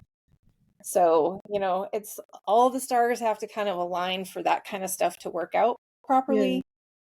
So, something came to mind too that I was curious about when you mentioned refeeding syndrome. Like when you have these snakes, some in worse condition than others, and they have parasites or mouth rot or scale rot or an RI or whatever, like you can't treat everything all at once, can you? You have to kind of like either get their weight up a little bit or get them stable before you can even treat them, right? The number one thing you do first is rehydrate. So even before you feed them, before you do anything else, they have to be at a normal hydration level. So hydration is the number one most critical thing. Yeah, that plays a role in whether or not anything can even move through their system. If that's bone dry, that's not going anywhere. So, and, it plays a huge role in their immune system as well. So if, we want them to be able to fight off some of these other ailments, they have to have a strong enough immune system to do that. That makes sense. Yeah. So it's really tortured if you're in that situation. You want to help these animals, and you theoretically have everything you need to do it, but you have to do it like a step at a time. Like that's very difficult. And we had to start small too. Like they might be able to take based on their weight a certain size rodent, but it would be stupid to feed them that when they hadn't eaten in a really long time, even though you're desperate to get weight on them. You don't want to do that because that's so taxing on all of their organs already. You want to start off with something pretty small and then space those meals out. So they're not going to be gaining a lot of weight in the beginning because you're just trying to get their system safely restarted.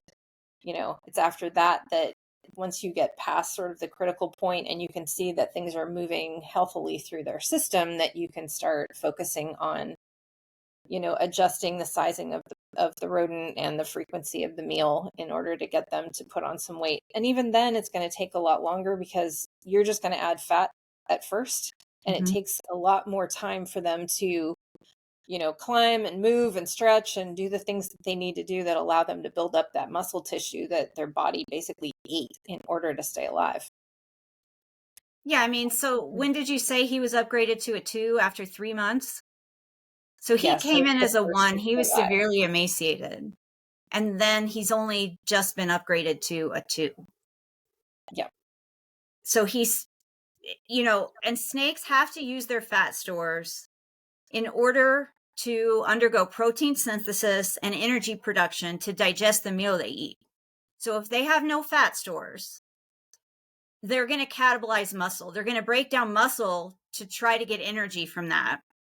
And if they don't have any muscle, which a one body condition basically has no muscle or fat, and you feed it, where is the energy coming from? To increase the heart rate to digest the meal, to initiate protein synthesis to grow the digestive organs in order to accommodate that meal. It's not there. And that's why snakes that are severely emaciated can just die from eating their first meal.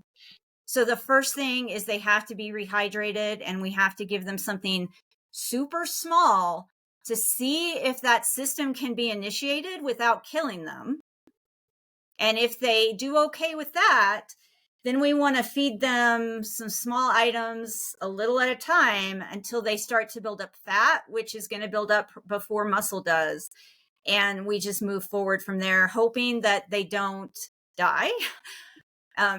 Digestion is tremendously hard on their system. I mean, they've evolved to digest that way, but their heart rate goes up, their energy consumption goes up. There's some great papers and some podcasts that have done a great job explaining that, but it systemically is very hard on them, and it's metabolically taxing for them to digest. And so you've already got a snake now that's 1 on a body condition scale. So it's emaciated. It has no fat stores and barely any muscle. It's dehydrated. It has mites. It has parasites. I mean, it's just a mess. It's just a miracle. And my husband, I don't appreciate it when he says this, but the couple that have died, he has to say right away, well, I'm surprised more haven't died. Oh, that's horrible. I'm like, thank you. Thank you for saying that, Jim. That's horrible. Yeah. So, well, I mean, I understood when he said that. My husband said the same thing. But it is a huge testament to the approach that Lori has taken with these animals that they haven't. That this has been done and executed. And I can't say enough about all of the other members on the team that's been working with us that have pulled in expertise from so many different areas to be able to help with this, to provide intelligence around, a very poorly understood situation. Because even studies that have addressed, starvation, we're talking a matter of months, not a matter of years. And so the amount of information that we could pull from has been limited. So, what Dr. Pfaff has been able to provide in terms of, education around this and approach, as well as several of the other people who've been keeping snakes and are very scientifically oriented on our team that have dug up all sorts of different things, used different examples from other species as well to try and pull in, ideas. And it's been a huge team effort where there's been a lot of collaboration on what do we do next? Should we space things out more? Should we go with a little bit smaller? Should we try some soaking in between for some of the animals? Do we need to increase heat on them? Do we need to change their location in the facility to give them more exposure to people?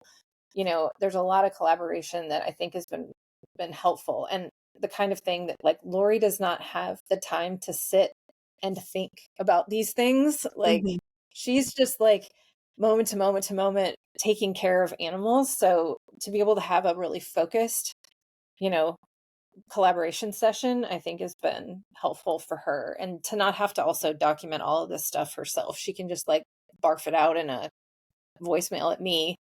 And then I can use all of this and analyze things and come up with some ideas based on what I can see. Yeah, no, that's you were explaining to me that earlier before this started. I can't stress enough how important data collection is in correlation in this situation. Like, it is so valuable to have someone like you doing this too. It's incredible. I want to switch gears. We can come back to this if something else pops up, but I want to talk about, like, if any, and you said some of the animals are ready for adoption potentially, or do you want to talk about those? Tell us about those ones a little bit. Yeah, I'll let Tracy do that, but and I'm going to put Lego away, but I want to say that we have worked with our vet to come up with criteria that makes them, adoptable now. Part of that is their weight and body condition, no regurges, normal elimination of stool and urates, normal eating behavior, and then also that, because I'm our behaviorist, that they are behaviorally adapted to go to a pet home, that they're not having fear, anxiety, and stress levels that are so high, I won't release them. Like, they have to have shown me some adaptability, behavioral flexibility, and resilience, and show me that they can meet new people and go to new situations and not go over threshold as far as their stress level. So I think those are all the criteria, right, Tracy? Basically, yeah. So we've gone through and there were a handful of them that body condition were in an acceptable range fairly early on. I don't know if they were favorites or just older, but they restabilized pretty quickly. And just like with any species of animal or people or whatever, there's some that are more resilient and more outgoing individuals, and there's others that have taken this trauma and internalized that and are having a lot harder time coming out of and adjusting. I have full faith in Lori. They'll get there, but it's just taking a lot longer. In terms of a ball python's like 30 to 40-year life, 4 months is like nothing. Yeah, there's no rush. There isn't a rush. But what we want to make sure is that, the individuals that are really resilient, who have recovered from this situation physically and are outgoing enough that they are engaging with their enclosure and exploring, and for them to be able to do that and not just be like hiding in a ball 24/7 shows a level of resilience. The environment, even when you make improvements to the life of an animal, the degree of change from where they were to where they're going, even positive changes, still has an impact on their psyche. And so some of them, really ball up and have a real hard time with processing that, and others are a lot more resilient about embracing it. So we have a website that has the individuals that are available for adoption. We are, because of this situation in particular, we are not providing any kind of morph information about any of the animals. I really don't care one way or the other if people know, the sex of the animal, but they'll never be released to anyone that ever intends to breed them. So breeding is not a part of any of their life in the future. But most of them are some variety of, genetic difference from the normal phenotype. We're just not releasing necessarily what they are. So we have pictures of them, a description of their behavior, their age, how they interact with their environment, etc. And folks that are interested can apply. There is an application online, and then our team will get in touch and kind of talk about their situation, what the setup might look like, their experience with reptile keeping, what other people live in the house, and their outlook as it comes to reptiles, and accessibility of a reptile focused veterinarian in their area that they can establish care with right away. Because we just never know. I mean, especially with these animals, we want them to be established with a veterinarian and be monitored, because, we have 4 months of experience. We don't know how long or when potential issues might arise when it comes to things like, organ issues or that kind of thing. So having, that veterinarian relationship established is part of what we're looking for.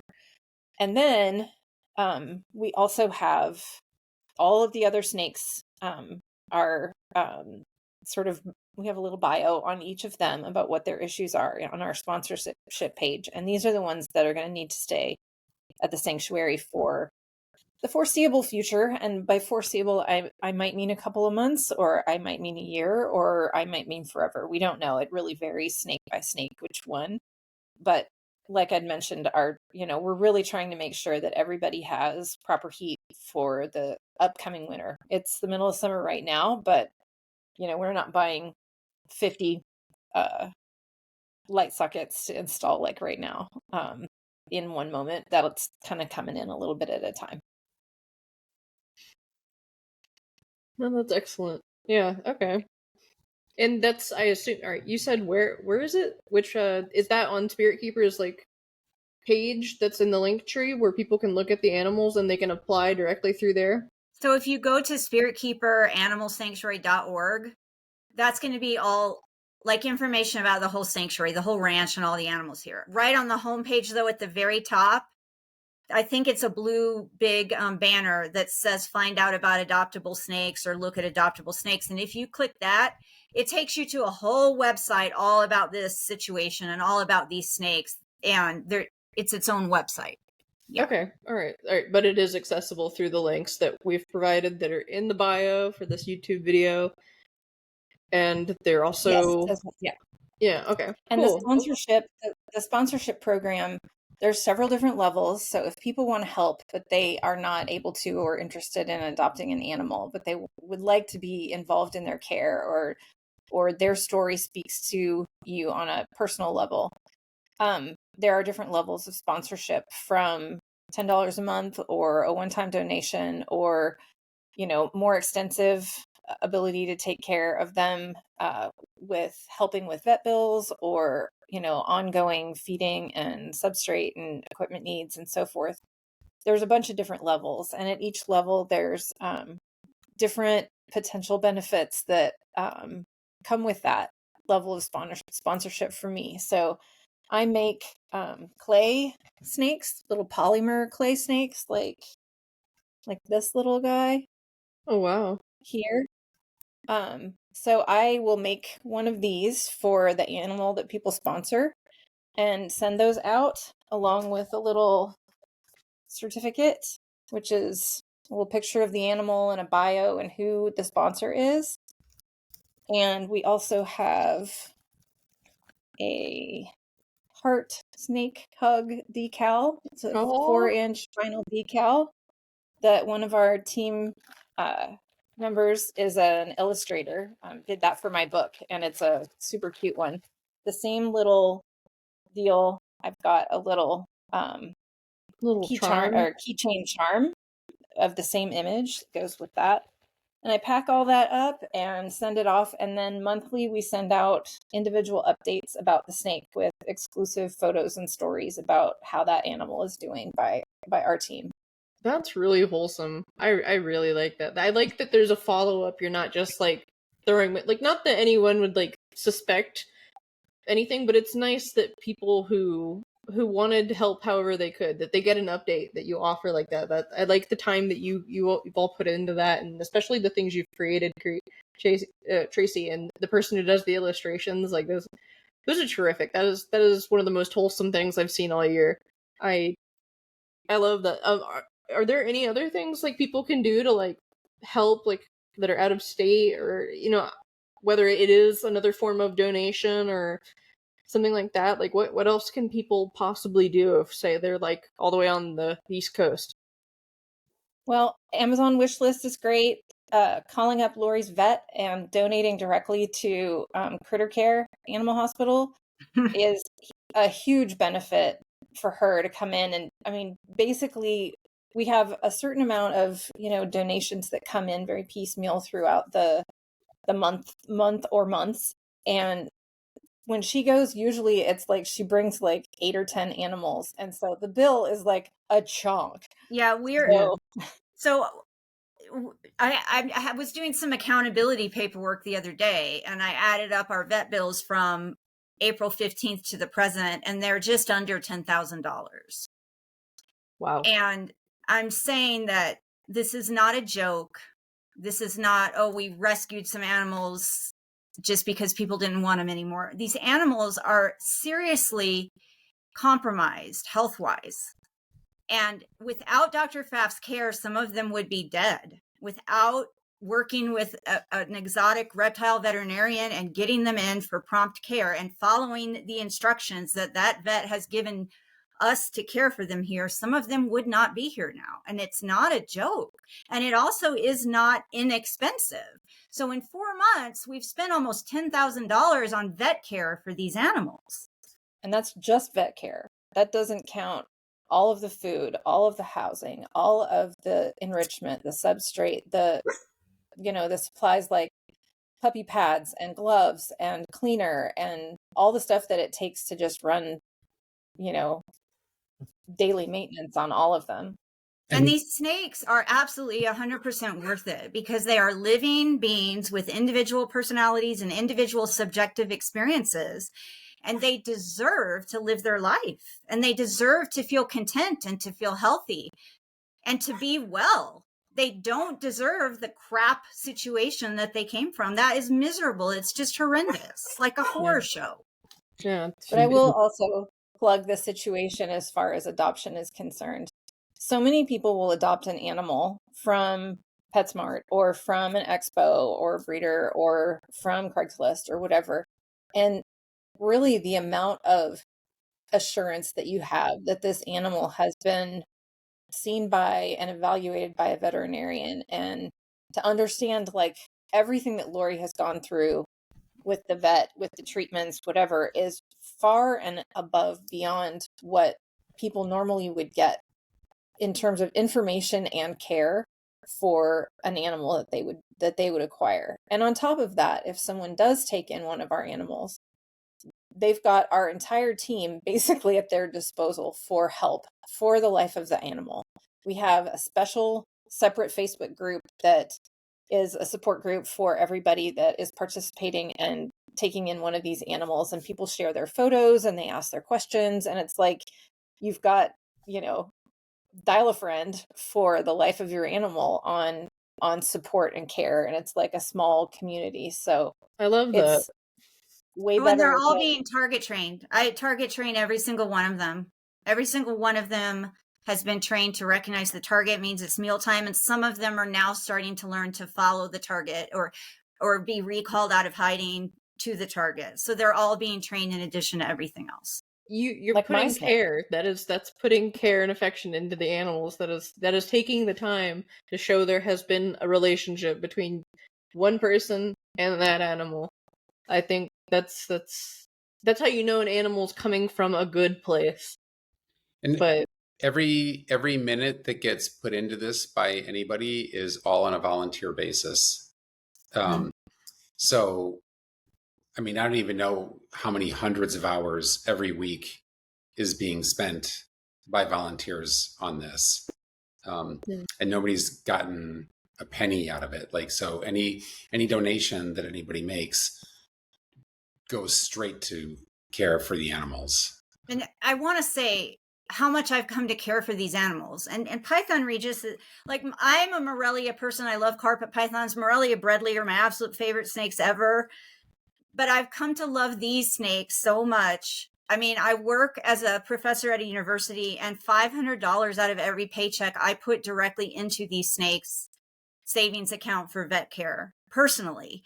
And every single person involved in this rescue has personally put in. Tracy pays for all of those little trinkets that she is sending out to sponsors herself. She pays for the materials to bake those little snakes. So everyone has put in not only time and emotional investment, but also their own money to make sure that these snakes are cared for and have a good life and are supported. I love that. I want to say thank you again to each of you and to everyone that's on the team, has been involved but is not here. Who knows what? I mean, I guess we all know what would happen to those animals if they didn't have you guys. Yep. It would only be inevitable from what it sounds like, and I'm glad that those snakes found you guys, or you found them. Like, we so should talk real sincerely. quick about transport. Yeah, absolutely. We're not shipping FedEx. We're not treating the snakes like a package. So our sanctuary will not do that. But what we are doing is arranging transport of the snakes through human beings, human couriers that will physically attend the animal during the trip and take them either all the way to their new homes or meet the adopters somewhere to hand over the snake. Each snake sees our veterinarian to get clearance to travel. They are each issued a certificate of veterinary inspection to leave the state and go to their new home. And so they come with all that paperwork and they are personally delivered. That's the only way that I'll personally do it, but it's also the only way our sanctuary's board will approve that the animals are moved. I think that's totally reasonable. Packing up an animal is stressful, and I don't think those animals need any more stress, especially if it's avoidable. How far would you say that your team is able to travel? Like, if someone really wants to help, but they can't really go very far. We seem to have regular trips to the St. Louis area. So we've taken 9 snakes to St. Louis, and people have met there to pick them up or to that area. And then we have somebody that pretty regularly drives to the West Coast, like California, Oregon. We have a foster home, a vetted foster home, who has family in New Mexico, Arizona area, who's willing to transport down there. He's actually taking a snake up to Wyoming, in a couple weeks, Tracy? Yep.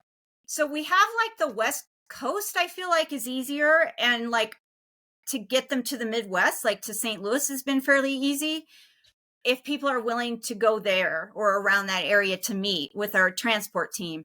We had one snake recently go to Tampa, Florida, and we held that snake for this person for months until we found one of Spiritkeeper Animal Sanctuary's board members has a transport company, and he typically transports art around the country, and he transported this snake to Tampa for us. Wow. So thank you to him. And I'm going to be up in Colorado in October. So if anybody in Texas is interested in adopting, since I'm going to be bringing my own snake that I'm adopting back home, it's okay since she's already in the environment. I can bring a couple extras, probably up to maybe 2. That's very kind of you. I think that one of our adoption team tries to put Facebook posts out or social media posts out when we know we have a trip going to an area of the country, in case anybody wants to get on board with that. Okay.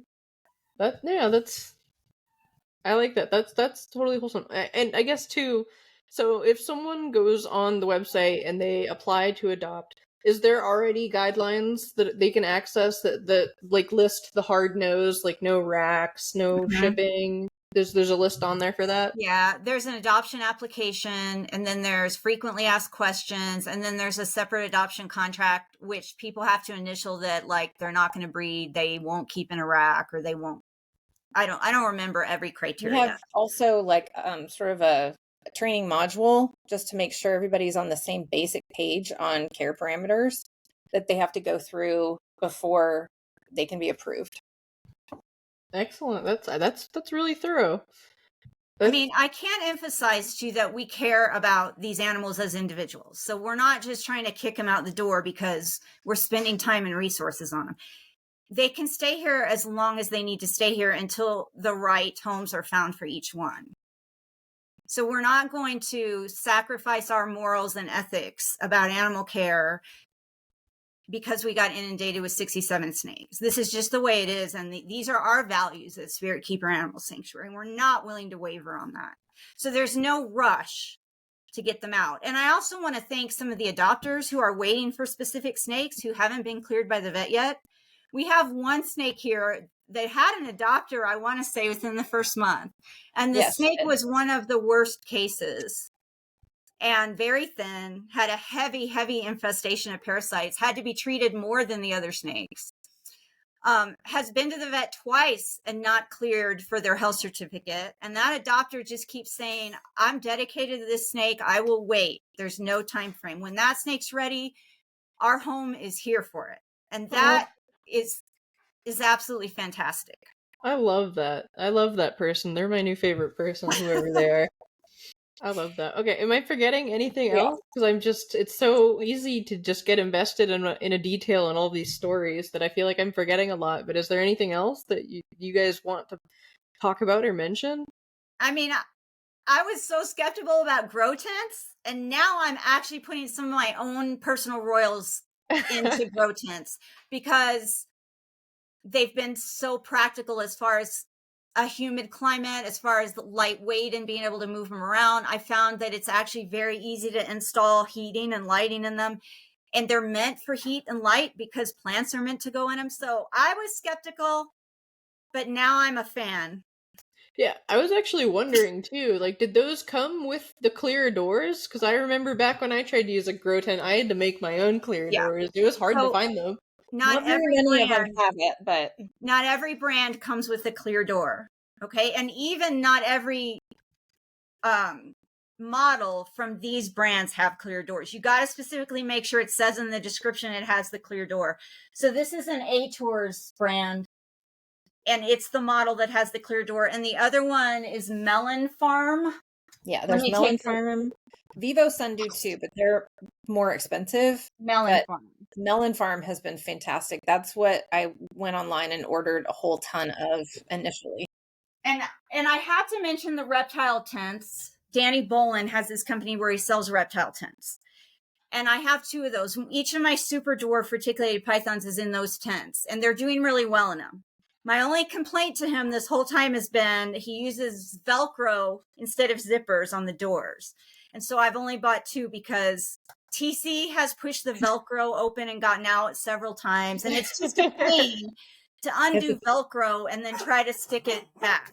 So now he's manufacturing tents with zippers. I don't know if he has them for sale yet, but he promises me they're coming. Excellent. That's excellent. I love when 2 people come together and then you just end up with the perfect product at the end. And that canvas from Danny's reptile tents is thicker than the canvas from the grow tents, which I'm not sure that matters with snakes, but maybe if you have reptiles with claws, it might matter. Yeah, I think like with the grow tents I've used, they have like the duct holes, so you have to figure out how to secure those and shut them off completely. And zip tie. Yeah, I've seen some people they're great for putting wires and stuff out, to be able to actually get your wires out, but then you got to zip tie them shut. We had one snake that managed to weasel out of one duct thing. Yeah, but look, here's what happened. So the tents have the ducts on the side, and they have ropes in them that you can seal shut if you're not using them. And as long as you seal them shut and clip them, the snakes can't get out. But we were putting how many together? Like we were on the clock, and I had volunteers here, and we were like putting these grow tents together as fast as we possibly could. And so a couple of them did not get all the way sealed shut, but I didn't realize it at first. And we did have 2 snakes get out. And as soon as I realized how they got out, I sealed them shut. One was Inoki, who was adopted by one of our adoption team members. And the other one is Goldfinger, who's still here. He has some health concerns and didn't get cleared for adoption. But then when he did get out, he decided to like go over and pester one of my 14-year-old male Bredl's pythons, who's like 2,000 grams, and this snake's like 400 grams. And that didn't really end well. And he had some bruising from being constricted. Ooh. So he's fine. He's totally fine. The vet's like, he's probably just sore, but snakes. Why would you do that? Why would you like cross a room and go over to where that snake was minding its own business and pick a fight with them? But of all the things, it's like, stars have all aligned really well to have had as little trouble as there has been. There have been pitfalls that we've had to kind of learn on the fly. At first, Lori had them all in a portable outbuilding, but it wasn't really well insulated. And so trying to keep that consistently heated at the right levels, it was always too cold on the bottom and too hot on the top and hard to regulate. So well, we should mention this, Tracy. Remember, initially we were going to be just a way station, right? We were just going to be a layover because we had other rescues that said we're a sanctuary. So we were just going to be like a week or 2 layover. And then we had people that were going to transfer the snakes to be adopted out to other rescues.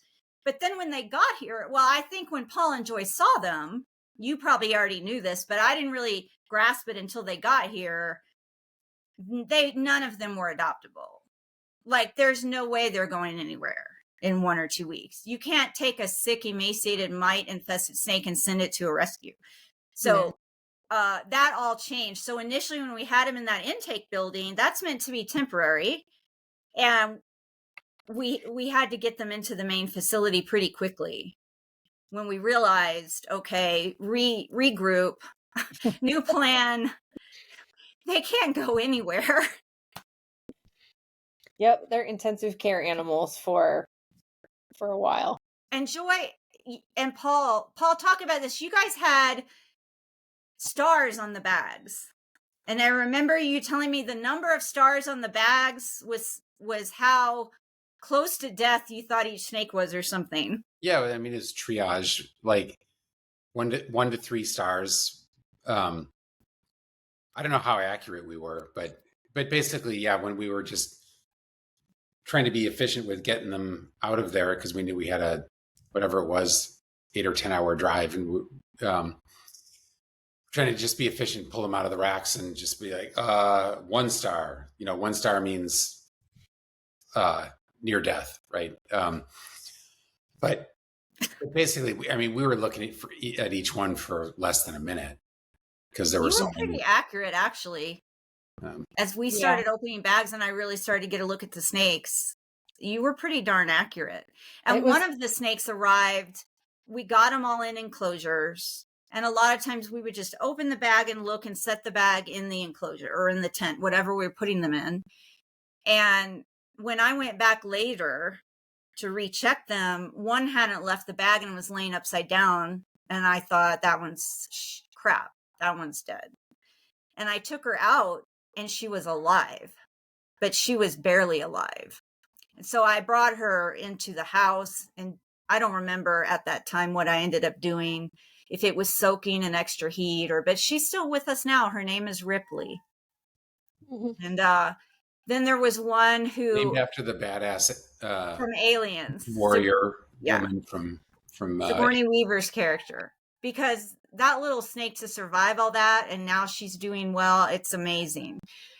And then there was Blaze, who eats his first meal, and then I check on him later, and he's got just milky stuff like coming out of his nares and out of his mouth, and he's limp. And I'm like, oh my gosh. So I bring him in the house, and he started to kind of move around, and he was totally neurologic. And we just did supportive care with him, and he came around and then waited, and his next meal went better.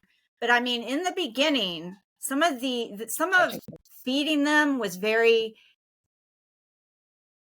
It was scary. It was scary, and some of them did not have the all of them wanted to eat. All of them ate with no problem. They were like, oh my gosh, food.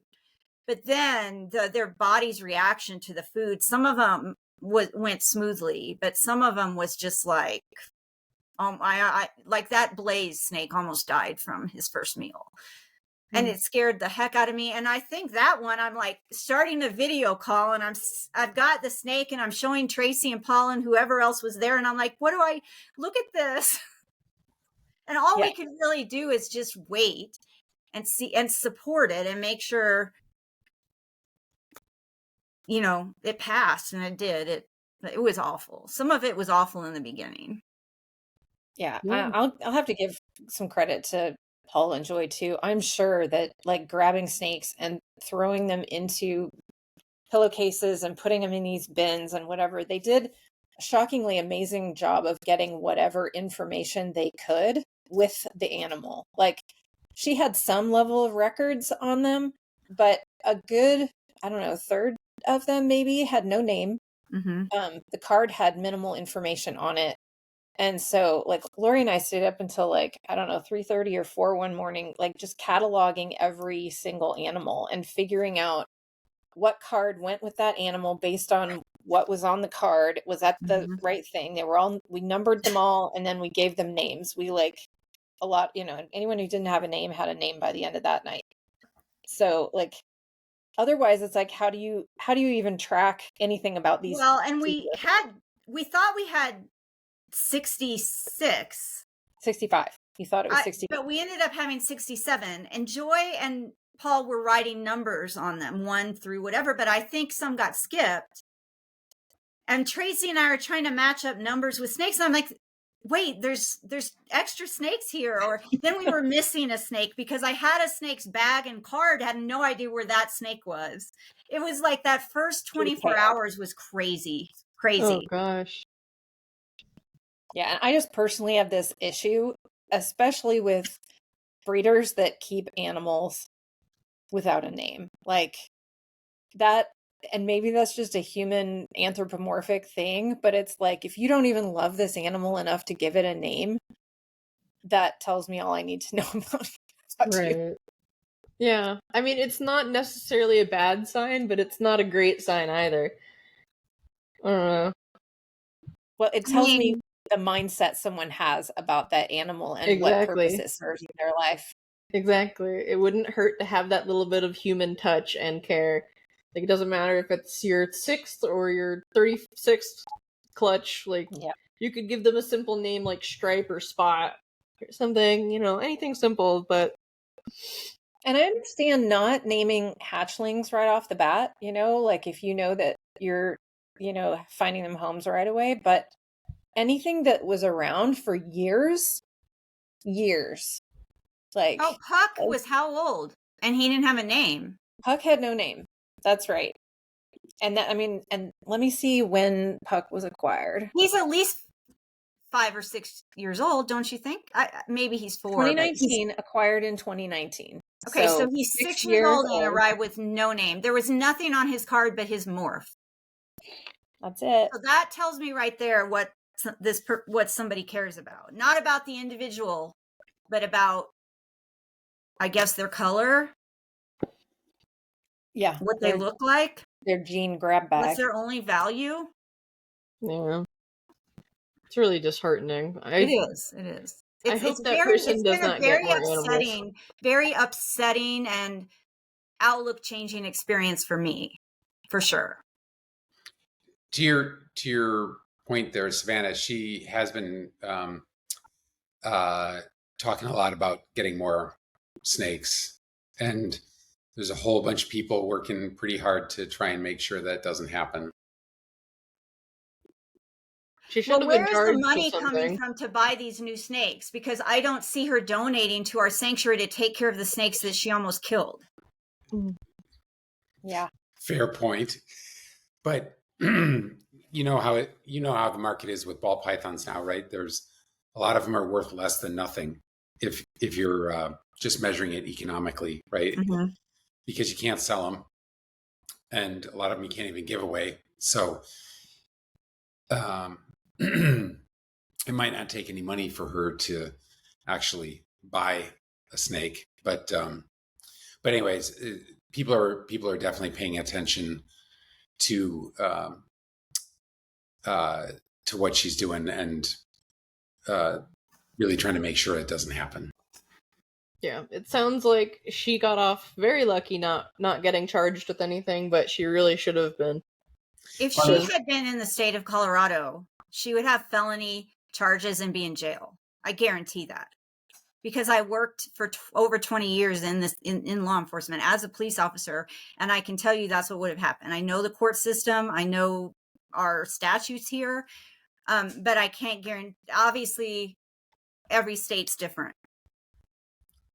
And the only reason we're not using her name is because she hasn't gotten any charges.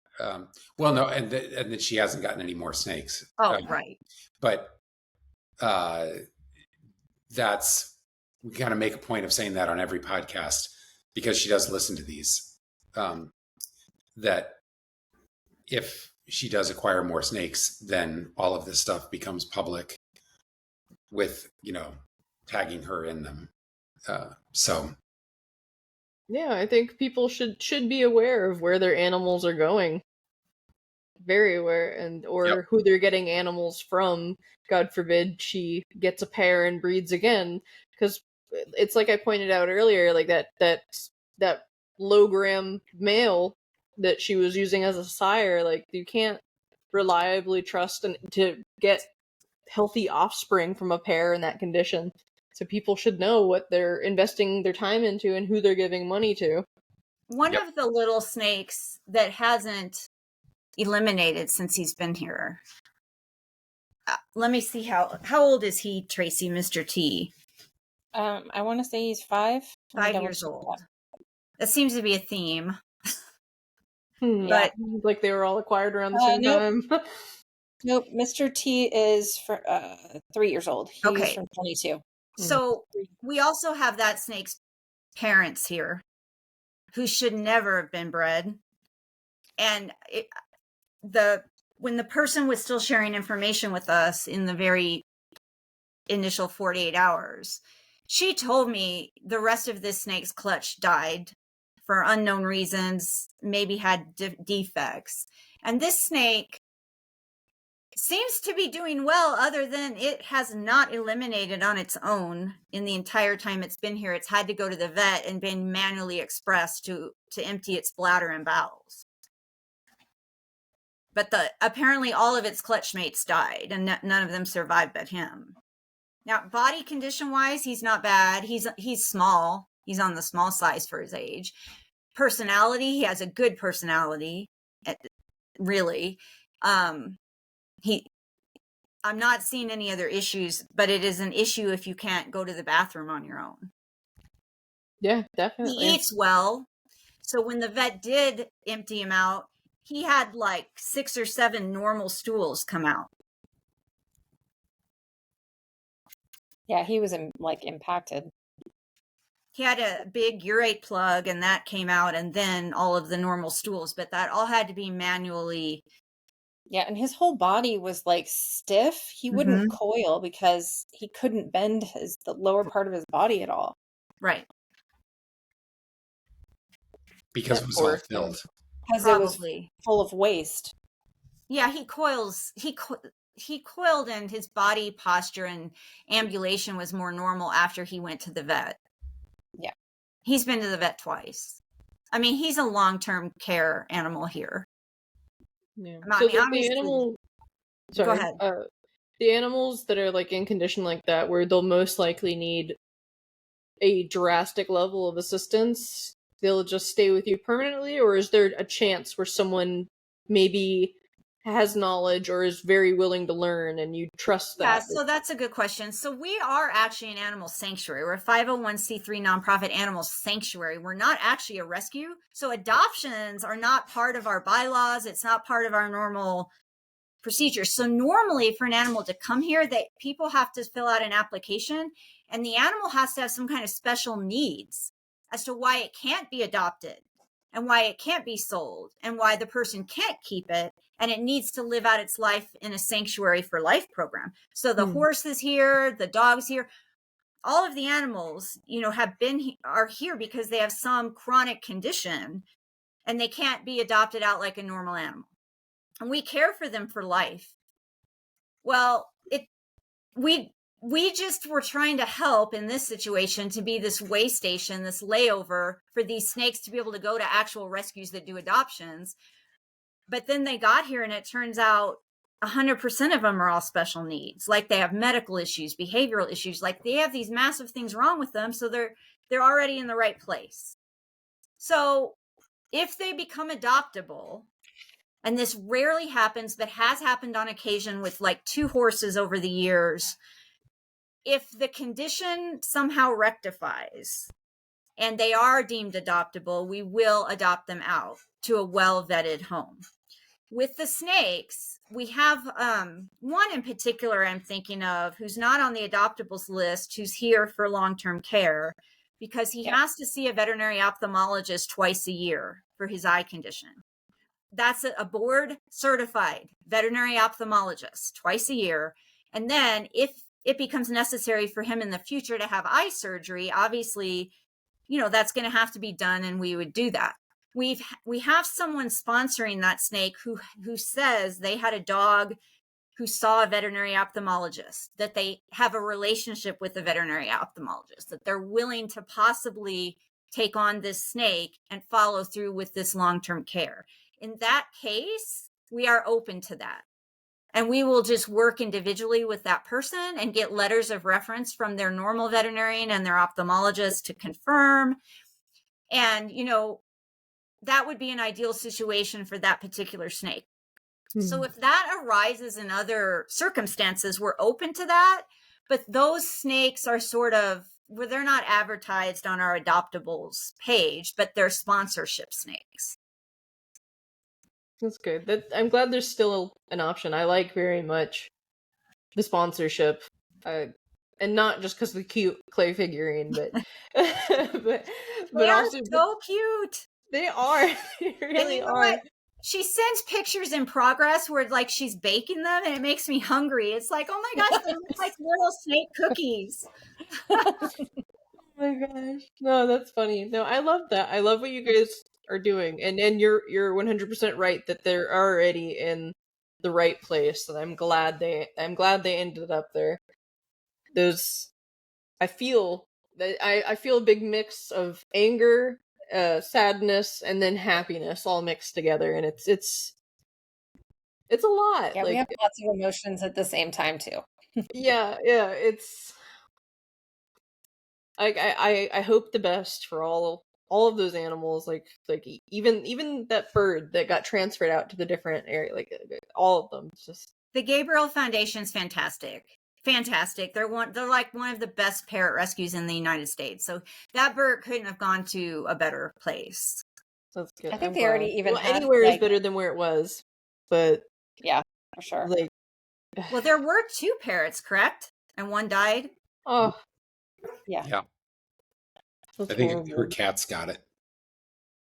And there were quite a few other snakes that we knew of that passed. We have no idea how many royals passed because we didn't really get reports on that. But green tree pythons, white-lipped pythons, various rainbow boa.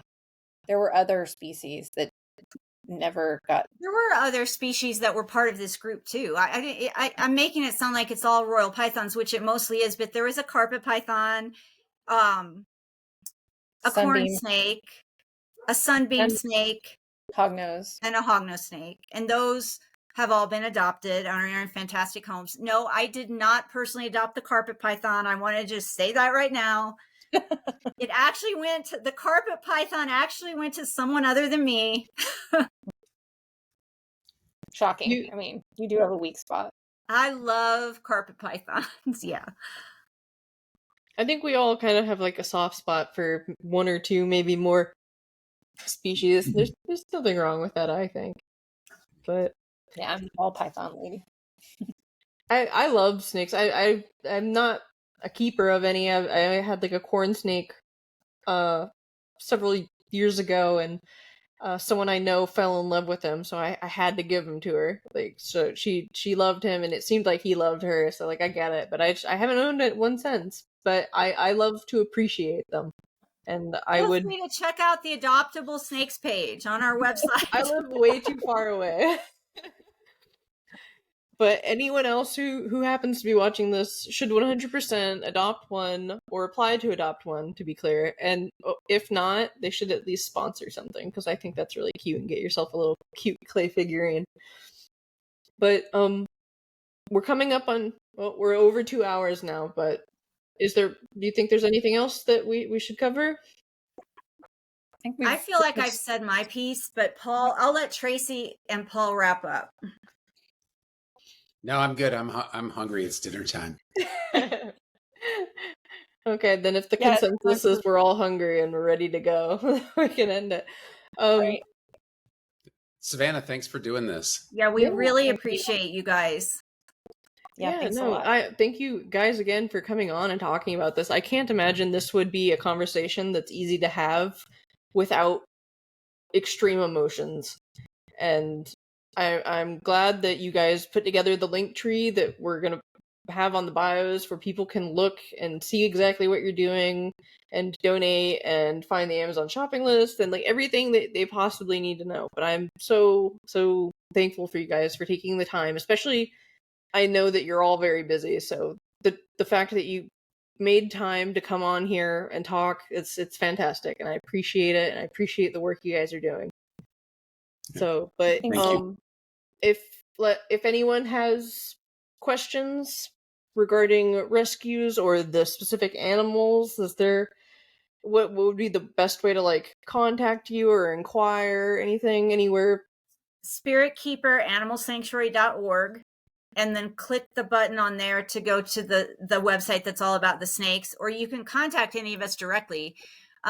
You can reach me at Spiritkeeper Equine Sanctuary at gmail.com or Behavior Education LLC at gmail.com. But also through Facebook, Spiritkeeper Animal Sanctuary and Behavior Education has Facebook pages. I have a personal Facebook page. Tracy, you're very accessible too. Yeah, you can find me on Facebook anywhere, basically. And then Paul is on Instagram a lot, aren't you? More of an Instagram? Not really. Okay. I mean,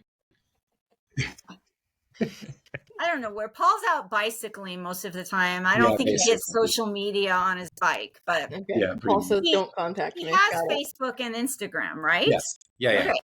Absolutely. All right. Well, everyone's got a name tag, so if they want to look you up on social media, aside for the direct contacting of the Spiritkeeper Animal Sanctuary. All right, then I guess I will wrap this up and end this. So, thank you for anyone who attended. All right. Absolutely. Have a good night.